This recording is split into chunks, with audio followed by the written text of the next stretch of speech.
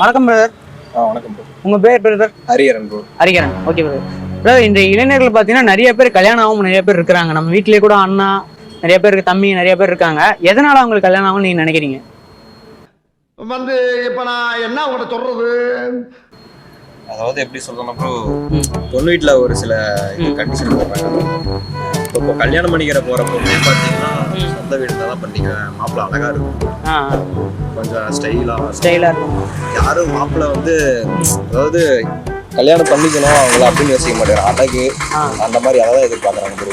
சொந்த வீடு, bank balance, கொஞ்சம் வசதி, அந்த மாதிரி தான் ப்ரோ எதிர்பார்க்கறாங்க. சரி, ஓகே. வேற ஏதாவது நீங்க சொல்லணும்னு நினைக்கிறீங்களா? இப்படி இது கொஞ்சம் மாத்திட்டா, பொண்ணுங்க இது கொஞ்சம் மாத்திக்கிட்டா பரவாயில்ல அப்படின்னு நீங்க சொல்லணும்னு நினைக்கிறீங்களா?